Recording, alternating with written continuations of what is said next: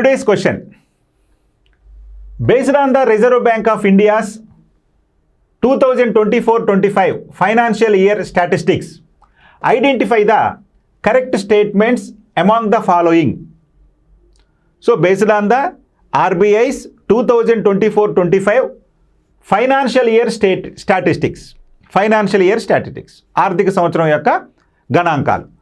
Reserve Bank of India 2024-25 ఆర్థిక సంవత్సరం గణాంకాల ప్రకారం ఈ క్రింది వాటిలో సరైనటువంటి వాక్యాలను గుర్తించండి అంటున్నాడు. మరి నిన్న రిజర్వ్ బ్యాంక్ ఆఫ్ ఇండియా 2024-25 సంబంధించినటువంటి కొన్ని గణాంకాలను వెలువరించడం జరిగింది. అందులో భాగంగా ఈ కింది ఇచ్చినటువంటి వాటిలో ఏవి సరైనవి అని అడుగుతున్నాడు. First one, Andhra Pradesh ranked first in fruit production and second fruit orchard cultivation in the country. దేశంలో పండ్ల ఉత్పత్తిలో మన ఆంధ్రప్రదేశ్ మొదటి స్థానంలో ఉందని, అదేవిధంగా పండ్ల సాగులో రెండవ స్థానంలో నిలిచిందని పేర్కొనడం జరిగింది. రైట్, ఇది ఎగ్జాక్ట్లీ కరెక్ట్. సో పండ్ల ఉత్పత్తిలో మొదటి స్థానంలో, పండ్ల సాగులో రెండవ స్థానంలో ఉంది ఆంధ్రప్రదేశ్. మరి పండ్ల సాగులో రెండవ స్థానంలో ఉంది కదా, మొదటి స్థానంలో ఏదంటే మహారాష్ట్ర ఉంది. అయితే ఇక్కడ ఆంధ్రప్రదేశ్ గురించి అడిగాడు కాబట్టి ఇవి అడిగినవి సరైనవని మనం గుర్తుపెట్టుకోవాలి. Next B, Andhra Pradesh ranked first in fish production in the country. Yes, this one also correct. మరి దేశంలో చేపల ఉత్పత్తిలో ఆంధ్రప్రదేశ్ మొదటి స్థానంలో ఉంది. దేశంలో చేపల ఉత్పత్తిలో ఆంధ్రప్రదేశ్ మొదటి స్థానంలో ఉంది. మరి ఆంధ్రప్రదేశ్ తర్వాత రెండవ స్థానంలో ఏముందండి? పశ్చిమ బెంగాల్ ఉంది. సో ఇది కూడా correct. Next C, Andhra Pradesh and Telangana ranked 10th with 74 marks in achieving sustainable development goals. సుస్థిరాభివృద్ధి లక్ష్యాల సాధనలో మన ఆంధ్రప్రదేశ్ మరియు తెలంగాణ రాష్ట్రాలు రెండు కలిసి దేశంలో 10వ స్థానంలో ఉన్నాయి అంటున్నాడు. సో చూడండి, ఇక్కడ సుస్థిరాభివృద్ధి లక్ష్యాల సాధనలో 74 మార్కులతోటి ఆంధ్రప్రదేశ్ తెలంగాణ రాష్ట్రాలు దేశంలో 10వ స్థానంలో ఉన్నాయన్నారు. రైట్, ఇది కూడా రైట్. మరి మొదటి స్థానంలో ఉన్న రాష్ట్రం ఏదండి? కేరళ ఉంది. రైట్. ఇక D, Andhra Pradesh and Telangana states ranked 9th in the list of states with the highest life expectancy. జీవితకాలం, ఆయుర్దారం అంటాం కదా, ఆ జీవితకాలం. మరి అత్యధిక జీవితకాలం ఉన్నటువంటి జాబితాలో ఆంధ్రప్రదేశ్ తెలంగాణ రాష్ట్రాలు 9వ స్థానంలో నిలిచాయి. సో దేశ సగటు వచ్చేసి 70 సంవత్సరాలు ఉంటే అదే 70 సంవత్సరాలతోటి మన ఆంధ్రప్రదేశ్ తెలంగాణ రాష్ట్రాలు దేశంలో 9వ స్థానంలో నిలిచాయి. మరి ఇదే క్రమంలో అత్యధిక జీవితకాలం ఉన్నటువంటి రాష్ట్రంగా కేరళ 75 సంవత్సరాలు, అంటే జాతీయ సగటు 70 ఉంటే కేరళలో 75 సంవత్సరాలు ఉంది. అదేవిధంగా హిమాచల్ ప్రదేశ్లో 74.4 సంవత్సరాలతోటి 2వ స్థానంలో ఉండటం జరిగింది. సో ఈ విధంగా ఇక్కడ ఇచ్చిన స్టేట్మెంట్లో ఇది కూడా కరెక్టే. సో కాబట్టి అన్నీ కరెక్టే కాబట్టి ఇక్కడ all of the above are correct. ఇక్కడ ఇచ్చినటువంటి వాటిలో అన్నీ కరెక్ట్గా గుర్తుపెట్టుకోవాలి. ఇది Reserve Bank of India 2024-25 report. Okay, right. ఇక రిజర్వ్ బ్యాంక్ ఆఫ్ ఇండియా 2024-25కు సంబంధించి కొన్ని గణాంకాలను పేర్కొనడం జరిగింది. అందులో ప్రధానంగా ఆంధ్రప్రదేశ్కి సంబంధించినటువంటి గణాంకాల్లో ఏంటయ్యా ఇచ్చినటువంటి వివరాలు అంటే, ముందుగా పండ్లు చేపల ఉత్పత్తిలో ఆంధ్రప్రదేశ్ ప్రథమ స్థానంలో ఉంది అన్నాడు. పండ్లు మరియు చేపల ఉత్పత్తిలో దేశంలోకే ఆంధ్రప్రదేశ్ ప్రథమ స్థానంలో ఉందని చెప్పి పేర్కొనడం జరిగింది ఈ రిజర్వ్ బ్యాంక్ యొక్క 24-25 ఆర్థిక సంవత్సరానికి సంబంధించిన గణాంకాల్లో. మరి దేశంలో పండ్ల ఉత్పత్తిలో ఆంధ్రప్రదేశ్ మొదటి స్థానంలోను, పండ్ల సాగులో 2వ స్థానంలో ఉంది. సాగులోనేమో 2వ స్థానంలో, ఉత్పత్తిలోనేమో మొదటి స్థానంలో మన ఆంధ్రప్రదేశ్ ఉంది. ఇది పండ్లకు సంబంధించి. చూడండి, అందులో భాగంగానే ఆంధ్రప్రదేశ్ రాష్ట్రం 1.93 కోట్ల టన్నుల పండ్లు ఉత్పత్తి చేస్తూ దేశంలో 10వ స్థానంలో నిలిచింది. అంటే పండ్ల ఉత్పత్తిలో మొదటి స్థానం అనుకున్నాం, కానీ ఎంత మొత్తంలో పండ్లు ఉత్పత్తి చేస్తుందయ్యా సంవత్సరానికంటే 1.93 కోట్ల టన్నుల పండ్లను మన ఆంధ్రప్రదేశ్ రాష్ట్రం ఉత్పత్తి చేస్తూ మొదటి స్థానంలో నిలిచింది. మరి తర్వాత స్థానంలో మహారాష్ట్ర 1.68 కోట్ల టన్నుల ఉత్పత్తితోటి 2వ స్థానంలో నిలిచింది. సో కాబట్టి ముందుగా గుర్తుపెట్టుకోవాలి, మొదటి స్థానంలో ఉత్పత్తిలో ఆంధ్రప్రదేశ్ ఎంత ఉత్పత్తి చేస్తుందంటే 1.93 కోట్లు. 2వ స్థానంలో ఉన్నటువంటి మహారాష్ట్ర ఎంత ఉత్పత్తి చేస్తుందంటే 1.68 కోట్ల టన్నుల పండ్లను ఉత్పత్తి చేస్తుంది. ఇది బాగా గుర్తుపెట్టుకోవాలి. రైట్. ఇక మధ్యప్రదేశ్ 3వ స్థానంలో ఉంది. 1.02 కోట్ల టన్నులతోటి మధ్యప్రదేశ్ 3వ స్థానంలో ఉంది. సో కాబట్టి పండ్ల ఉత్పత్తిలో మొదటి 3 స్థానాల్లో ఉన్నటువంటి రాష్ట్రాలు తీసుకుంటే ఆంధ్రప్రదేశ్ మహారాష్ట్ర మరియు మధ్యప్రదేశ్ రాష్ట్రాలు పండ్ల ఉత్పత్తిలో మొదటి 3 స్థానాల్లో ఉన్నటువంటి రాష్ట్రాలు. రైట్. ఇక సాగు విషయానికి వచ్చేసరికి సాగు విషయంలో 8.96 లక్షల హెక్టార్లలో మహారాష్ట్ర మొదటి స్థానంలో ఉంది. అంటే మహారాష్ట్ర ఉత్పత్తి వచ్చేసరికి 1.68 కోట్ల టన్నుల పండ్లు ఉత్పత్తి చేస్తుంటే ఎంత విస్తీర్ణంలో సాగు చేస్తున్నారయ్యా అంటే 8.96 లక్షల హెక్టార్లో చేస్తున్నారు. అదే ఆంధ్రప్రదేశ్లో వచ్చి కేవలం 8.07 లక్షల హెక్టార్లో చేస్తున్నారు. అంటే సాగులో మనం మహారాష్ట్ర తర్వాత 2వ స్థానంలో ఉన్నాం. మరి మహారాష్ట్రలో ఎంత విస్తీర్ణంలో పండ్ల సాగు చేస్తున్నారయ్యా అంటే 8.96 లక్షల హెక్టార్లో మహారాష్ట్ర సాగు చేస్తుంటే ఆంధ్రప్రదేశ్లో 8.07 లక్షల హెక్టార్లలో ఈ పండ్ల తోటలను సాగు చేయడం జరుగుతుంది. ఓకేనండి. రైట్. ఇక చేపల ఉత్పత్తి, ఆక్వాకల్చర్, చేపల ఉత్పత్తిలో కూడా మన ఆంధ్రప్రదేశ్ ప్రథమ స్థానంలోనే ఉంది. అయితే చేపల ఉత్పత్తిలో దేశంలో ఆంధ్రప్రదేశ్ ప్రథమ స్థానంలో నిలిచింది. రాష్ట్రంలో 51.58 లక్షల టన్నుల చేపలు ఉత్పత్తి చేస్తుంది మన ఆంధ్రప్రదేశ్. అంటే ఆంధ్రప్రదేశ్ రాష్ట్రం 2024-25 సంవత్సరానికి సంబంధించి గాను ఎంత మొత్తంలో చేపలను ఉత్పత్తి చేసిందయ్యా అంటే 51.58 లక్షల టన్నుల చేపలను ఉత్పత్తి చేసింది. ఆ తర్వాత స్థానంలో పశ్చిమ బెంగాల్ 22 లక్షల టన్నులతోటి, చూడండి చాలా ఎంత వ్యత్యాసం అంటే అసలుకి దగ్గరలోనే లేదు. ఎందుకని 22 లక్షల టన్నులతోటి పశ్చిమ బెంగాల్ 2వ స్థానంలో ఉంటే మొదటి స్థానంలో ఉన్నటువంటి మన ఆంధ్రప్రదేశ్ 51.58 లక్షల టన్నుల చేపలను ఉత్పత్తి చేయడం జరిగింది. ఇక ఉత్తరప్రదేశ్ 3వ స్థానంలో 11.60 లక్షల టన్నులతోటి 3వ స్థానంలో ఉంది. సో చేపల ఉత్పత్తిలో మొదటి 3 స్థానాల్లో ఉన్నటువంటి రాష్ట్రాలు కనుక తీసుకుంటే ఆంధ్రప్రదేశ్, పశ్చిమ బెంగాల్ మరియు ఉత్తరప్రదేశ్ రాష్ట్రాలు మొదటి 3 స్థానాల్లో ఉన్నాయి చేపల ఉత్పత్తిలో. ఓకే. రైట్. ఇక సగటు జీవన కాలం అంటే లైఫ్ ఎక్స్పెక్టెన్సీ అంటాం. మరి ఆధునిక కాలంలో మన లైఫ్ ఎక్స్పెక్టెన్సీ అనేది ఏ విధంగా ఉందయ్యా అంటే వాస్తవానికి గతంతో 1950 దశకం, 60 దశకం, 70 దశకాలతో పోల్చుకుంటే ఇప్పుడు ఖచ్చితంగా ఎక్కువగానే ఉందని చెప్పాలి. ఎందుకంటే పెరుగుతున్నటువంటి ఈ యొక్క జీవన ప్రమాణాలు, అదేవిధంగా వైద్య సౌకర్యాలు మొదలైనటువంటి వాటి వలన జీవన ప్రమాణం అనేది ఇప్పుడు మనకి పెరుగుతూనే ఉంది. అయితే జాతీయ సగటు ఎంత ఉందయ్యా అంటే 70 సంవత్సరాలు ఉంది. మన జాతీయ సగటు వయసు ఎంత అయ్యా అంటే 70. అంటే ప్రతి మనిషి అనాన్ని యావరేజ్గా జీవితకాలం అంటే ఆయుర్దారం ఎంత అయ్యా అంటే 70 సంవత్సరాలుగా ఉంది. అయితే ఈ 70 సంవత్సరాలు అనేవి జాతీయ సగటు. కొన్ని రాష్ట్రాల్లో ఇంతకంటే ఎక్కువ ఉంది, కొన్ని రాష్ట్రాల్లో ఇంతకంటే తక్కువగా ఉంది. ఈ ఆయు ప్రమాణం ఏంటో చూద్దాం. జాతీయ సగటు జీవనకాలం 70 ఏళ్ళు. మరి ఆంధ్రప్రదేశ్, తెలంగాణ రాష్ట్రాల్లో సగటు జీవనకాలం 70 ఏళ్ళు. అయితే ఇక్కడ మనం గుర్తుపెట్టుకోవాల్సింది ఈ జీవితకాలం 70 ఏళ్ళు అయినప్పటికీ మరి పురుషుల్లో ఎంత ఉంది, స్త్రీల్లో ఎంత ఉంది అంటే ఖచ్చితంగా మనం గుర్తుపెట్టుకోవాల్సింది ఎప్పుడు కూడా ఆయుర్దారం అనేది పురుషుల కంటే కూడా స్త్రీలకు ఎక్కువగా ఉంటుంది. అంటే జాతీయ సగటు 70 అనుకున్నాం కదా, మరి పురుషులు స్త్రీల విషయానికి వచ్చేసరికి పురుషుల్లో ఎంత ఉందయ్యా అంటే 68 సంవత్సరాలు, అంటే సగటు కంటే తక్కువగా ఉంది. కానీ స్త్రీలకు వచ్చేసరికి ఎంత ఉందయ్యా అంటే 73 సంవత్సరాలుగా ఉంది. అంటే స్త్రీ యొక్క సగటు ఆయుర్దారం ఎంత అయ్యా అంటే 73 సంవత్సరాలు, పురుషుల యొక్క సగటు ఆయుర్దారం ఎంత అయ్యా అంటే 68 సంవత్సరాలు. దాదాపు 5 సంవత్సరాల వ్యత్యాసం ఉంది. ఇది మనం బాగా గుర్తుపెట్టుకోవాలి. జాతీయ సగటు 70 సంవత్సరాలే ఉంది. అంటే జాతీయ సగటు 70, మన ఆంధ్రప్రదేశ్ సగటు 70, అదేవిధంగా మన తెలంగాణ సగటు కూడా 70. అంటే జాతీయ సగటుకు మనం ఈక్వల్గా ఉన్నాము. అయితే అత్యధికంగా జాతీయ సగటు అత్యధికంగా ఆయు ప్రమాణం జీవితకాలం ఉన్నటువంటి రాష్ట్రం ఏంటంటే కేరళ. అక్కడ ఎంత ఉంది 75 సంవత్సరాలు. జాతీయ సగటు కంటే 5 సంవత్సరాలు ఎక్కువగా ఉంది. అదేవిధంగా కేరళ తర్వాత హిమాచల్ ప్రదేశ్ మరియు జమ్మూ కాశ్మీర్లో 74.4 సంవత్సరాలు ఉంది. ఇది బాగా గుర్తుపెట్టుకోవాలి, కేరళ మరియు హిమాచల్ ప్రదేశ్.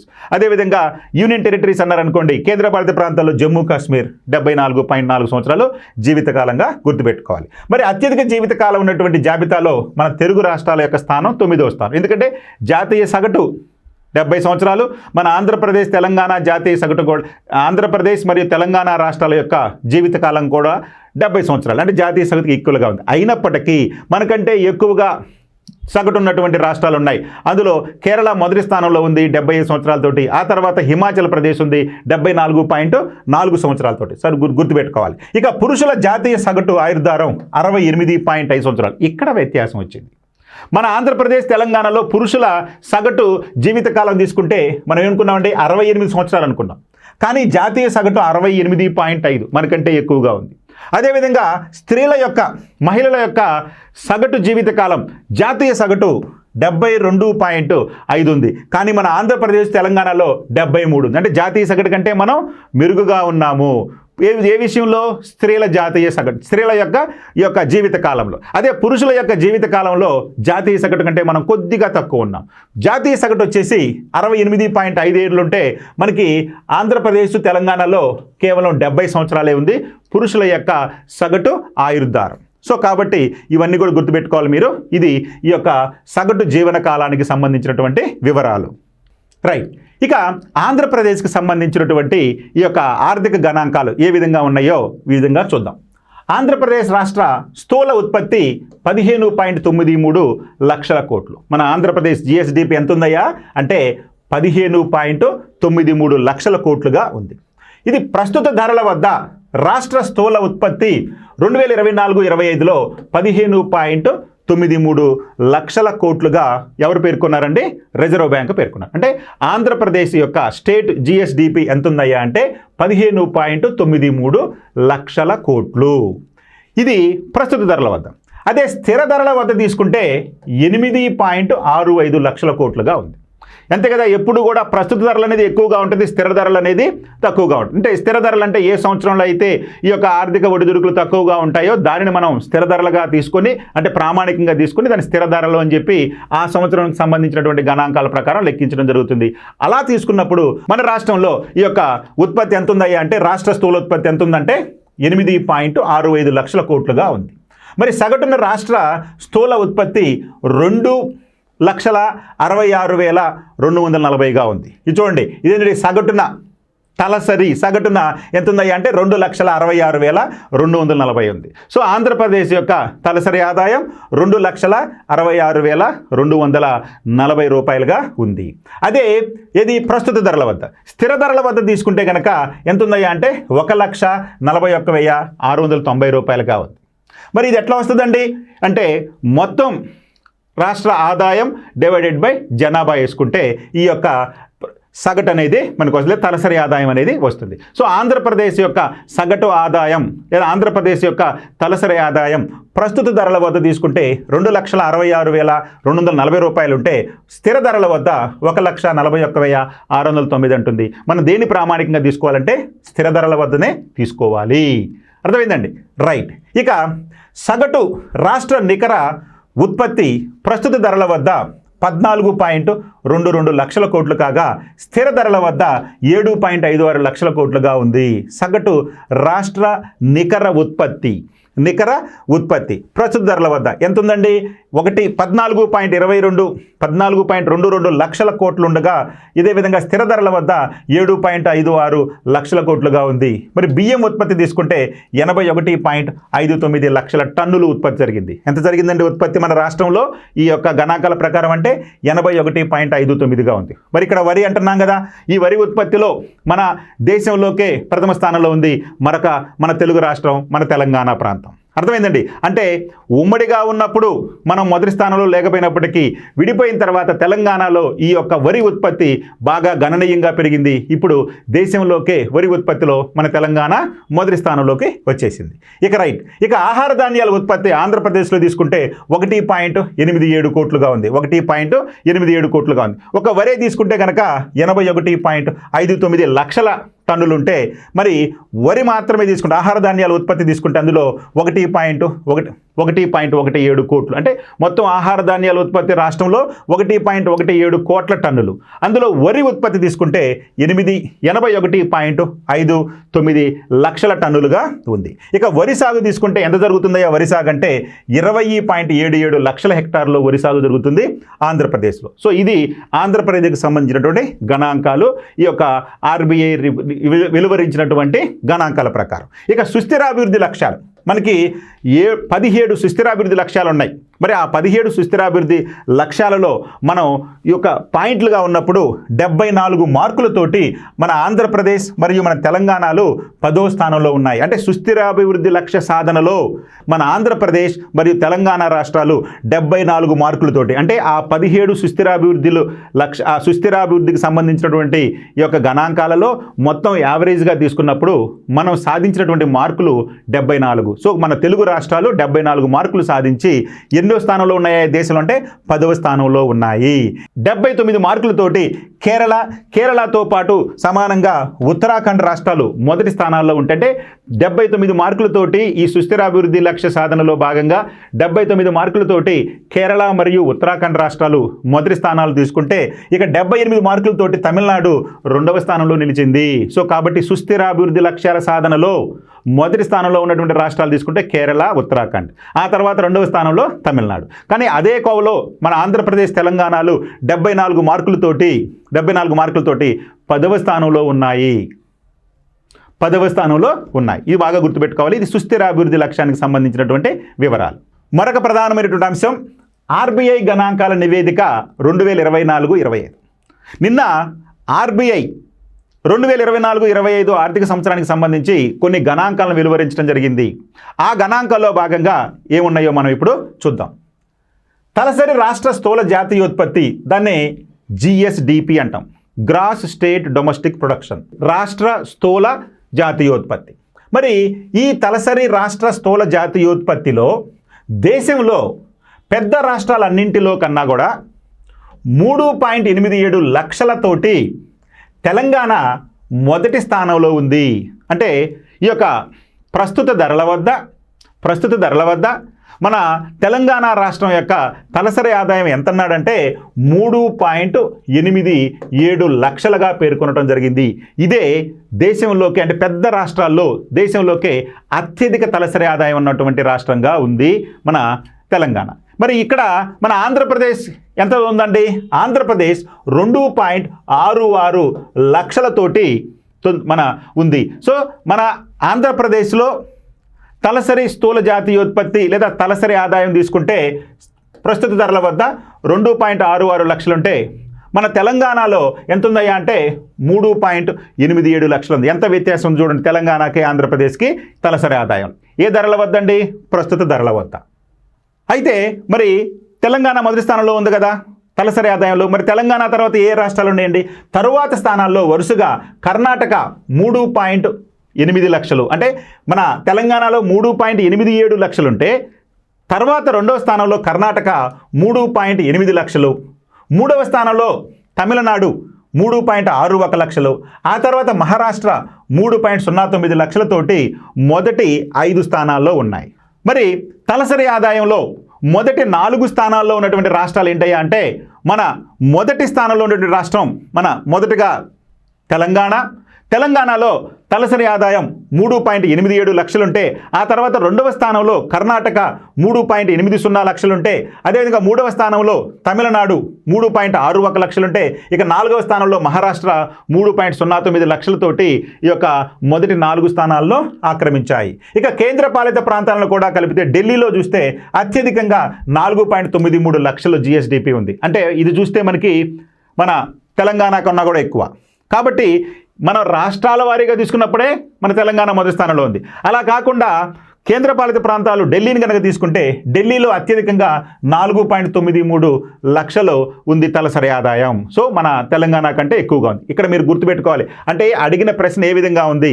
రాష్ట్రాల వారీగా అడిగాడా, కేంద్రపాలిత ప్రాంతం అడిగాడా, ఇట్లా పెద్ద రాష్ట్రాల, ఇట్లా మీరు చూసుకొని అడగాలి. ఎందుకంటే తెలంగాణతో పోల్చుకుంటే మన ఢిల్లీ అనేది చిన్న ప్రాంతం, చిన్న రాష్ట్రం కాబట్టి ఇక్కడ పెద్ద రాష్ట్రాలకు అని చెప్పి ముందుగానే మనం ఇక్కడ చెప్పుకోవడం జరిగింది. సో ఇక్కడ గణాంకాలు ఇచ్చారనుకోండి, అప్పుడు ఖచ్చితంగా తెలంగాణ కంటే ఢిల్లీలో తలసరి ఆదాయం ఎక్కువగా ఉంది. సో మన తెలంగాణలో 3.87 లక్షల తలసరి ఆదాయం ఉంటే ఢిల్లీలో 4.93 లక్షలు, దాదాపు 1 లక్ష కంటే కొంచెం ఎక్కువగా ఢిల్లీ ఉంది. ఇకపోతే మన ఆంధ్రప్రదేశ్లో తీసుకుంటే కనుక 2.66 లక్షలు తలసరి ఆదాయం. ఈ లిస్టులో ఎక్కడ కూడా మన ఆంధ్రప్రదేశ్ అనేది లేదు.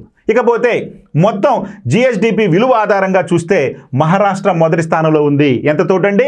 45.31 లక్షలతోటి. ఆ తర్వాత 2వ స్థానంలో తమిళనాడు 31.18 లక్షలు, కర్ణాటక 29.83 లక్షలతోటి మొదటి 3 స్థానాల్లో ఉంది. రాష్ట్ర స్థూల దేశీయోత్పత్తిలో విలువ పరంగా తీసుకున్నప్పుడు మహారాష్ట్ర మొదటి స్థానంలో ఉంటే 2వ స్థానంలో తమిళనాడు, 3వ స్థానంలో కర్ణాటక రాష్ట్రాలు ఉన్నాయి. తలసరి ఆదాయంగా తీసుకుంటే పెద్ద రాష్ట్రాలలో మన తమిళనాడు మొదటి స్థానంలో ఉంటే 2వ స్థానంలో కర్ణాటక ఉంటే 3వ స్థానంలో తమిళనాడు, 4వ స్థానంలో మహారాష్ట్ర ఉంది. ఇక పరిమాణంలో తీసుకున్నప్పుడు మాత్రం మహారాష్ట్ర మొదటి స్థానంలో ఉంది. ఇక ఇదే క్రమంలో మరి మన తెలంగాణలో పరిమాణంలో ఈ యొక్క స్థూల రాష్ట్రీయోత్పత్తిలో మన తెలంగాణ ఎంత ఉంది అంటే 16.40 లక్షలతోటి 7వ స్థానంలో ఉంటే ఆ తర్వాత 15.93 లక్షలతోటి మన ఆంధ్రప్రదేశ్ 8వ స్థానంలో ఉంది. ఇక్కడ చూడండి పరిమాణంలో అంటే ఈ యొక్క రాష్ట్ర స్థూల జాతీయోత్పత్తి పరిమాణంలో మహారాష్ట్ర మొదటి స్థానంలో ఉంది. అదేవిధంగా మన తెలంగాణ 7వ స్థానంలో ఉంది, ఆంధ్రప్రదేశ్ 8వ స్థానంలో ఉంది. అదే స్థూల రాష్ట్ర జాతీయోత్పత్తి లేదా తలసరి ఆదాయంలో తీసుకుంటే మన పెద్ద రాష్ట్రాలలో తెలంగాణ 3.87 లక్షలతోటి మొదటి స్థానంలో ఉంటే ఆ తర్వాత కర్ణాటక 3.8 లక్షలు ఉంది. అలా కాకుండా మొత్తంగా మనం కేంద్రపాలిత ప్రాంతాలను కలుపుకుంటే ఢిల్లీ మొదటి స్థానంలో ఉంటే 4.93 లక్షలతోటి ఇక మిగిలినటువంటి రాష్ట్రాలు ఈ విధంగా ఉన్నాయి. సో ఇక్కడ మనం గుర్తుపెట్టుకోవాలి అంటే తలసరి ఆదాయం అంటే ఏ విధంగా గుర్తుపెట్టుకోవాలి, లేదా రాష్ట్ర స్థూల దేశీయోత్పత్తి పరిమాణం అంటే ఏ విధంగా గుర్తుపెట్టుకోవాలి. పరిమాణంలో మన తెలంగాణ 7వ స్థానంలో ఉంది, ఆంధ్రప్రదేశ్ 8వ స్థానంలో ఉంది. అదే తలసరి ఆదాయంలో తీసుకుంటే ప్రస్తుత ధరల వద్ద ఢిల్లీ తర్వాత మన తెలంగాణ 3.87 లక్షలతోటి 3.8 లక్షలతోటి ఉంది. ఇక ఈ విధంగా మనకి ఆర్బీఐ గణాంకాలు కొన్ని ప్రధానమైన అంశాలు చెప్తున్నాయి. మరికొన్ని విషయాలను చూద్దాం. రైట్, ఇక వార్షిక తలసరి విద్యుత్ లభ్యత very important. Per head availability of power ఎన్ని యూనిట్లు ఉన్నాయి, లేదా వార్షిక తలసరి విద్యుత్ లభ్యత 2503 యూనిట్లతోటి పంజాబ్ మొదటి స్థానంలో ఉంటే ఆ తర్వాత 2306 యూనిట్లతోటి తెలంగాణ, 2293 తోటి హర్యానా మొదటి 3 స్థానాల్లో ఉన్నాయి.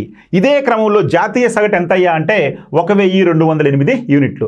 సో వార్షిక తలసరి విద్యుత్ లభ్యత అంటే ఆ రాష్ట్రంలో ఉత్పత్తి అవుతున్నటువంటి మొత్తం విద్యుత్ ఉత్పత్తి డివైడెడ్ బై జనాభా వేస్తే ఈ తలసరి విద్యుత్ అనేది లభ్యత అనేది వస్తుంది. ఆ క్రమంగా తీసుకున్నప్పుడు అత్యధికంగా విద్యుత్ లభ్యత ఏ రాష్ట్రంలో ఉందయ్యా తలసరి విద్యుత్ లభ్యత అంటే పంజాబ్ రాష్ట్రంలో ఉంది. ఎంత అయ్యా అంటే 2503 యూనిట్లు. ఇక 2306 యూనిట్లతోటి తెలంగాణ 2వ స్థానంలో ఉంది.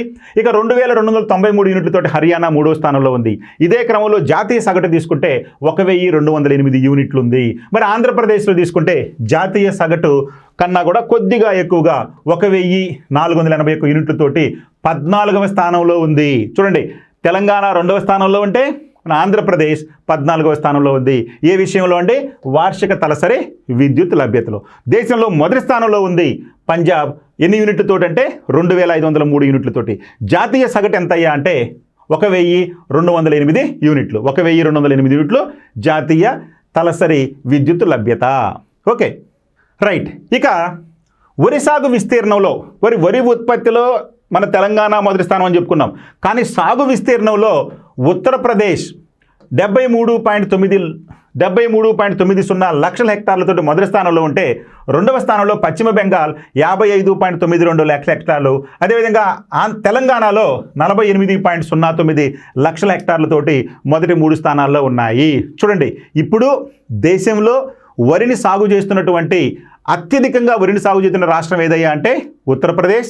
ఆ తర్వాత 2వ స్థానంలో పశ్చిమ బెంగాల్, 3వ స్థానంలో మన తెలంగాణ రాష్ట్రాలు ఉన్నాయి. ఉత్పత్తిలోకి వచ్చేసరికి మన తెలంగాణ మొదటి స్థానంలో ఉంటుంది. ఇక వినియోగదారుల ధరల సూచిక, దీన్ని ఇంగ్లీష్లో ఏమంటారంటే సిపిఐ అంటే కన్జ్యూమర్ ప్రైస్ ఇండెక్స్ అంటారు. కన్జ్యూమర్ ప్రైస్ ఇండెక్స్ అంటే వినియోగదారుల ధరల సూచిక ఆధారంగా తెలంగాణలో ద్రవ్యోల్బణం 3.7%. అంటే ఇన్ఫ్లేషన్ ఎట్లా ఉందయ్యా మన తెలంగాణలో అంటే 3.7%గా నమోదైంది. అది ఎన్నవ స్థానంలో ఉంది? 29వ స్థానంలో ఉంది. ఆంధ్రప్రదేశ్లో 4.4% తోటి 16వ స్థానంలో ఉంది. ఇక జాతీయ సగటు 4.6 6%. అంటే మన ఆంధ్రప్రదేశ్ కానీ తెలంగాణ కానీ జాతీయ సగటు కంటే తక్కువగానే ఉన్నాయని చెప్పి గుర్తుపెట్టుకోవాలి. అదేవిధంగా అత్యధికంగా మణిపూర్లో 6.5% ఉంటే ఇక బీహార్లో 6% ఉంది. సో ఈ విధంగా మనం గుర్తుపెట్టుకోవాలి. అంటే ద్రవ్యోల్బణం జాతీయ స్థాయిలో ద్రవ్యోల్బణం ఎంత ఉందా అంటే జాతీయ సగటు 4.6 ఉంది. మరి 4.6 కంటే తక్కువగా ఉన్నటువంటి రాష్ట్రాల్లో మన తెలంగాణ 3.7 ఉంటే మన ఆంధ్రప్రదేశ్ వచ్చేసి 4.4% ఉంది. అదేవిధంగా జాతీయ సగటు కంటే ఎక్కువగా లేదా దేశంలోకి అత్యధికంగా ఈ యొక్క ద్రవ్యోల్బణం రేటు ఉన్నటువంటి తీసుకుంటే మణిపూర్ 6.5 ఉంటే బీహారు 6%గా నమోదైంది. ఇది ఈ యొక్క వినియోగదారుల ధర సూచి ఆధారంగా ద్రవ్యోల్బణం యొక్క వివరాలు.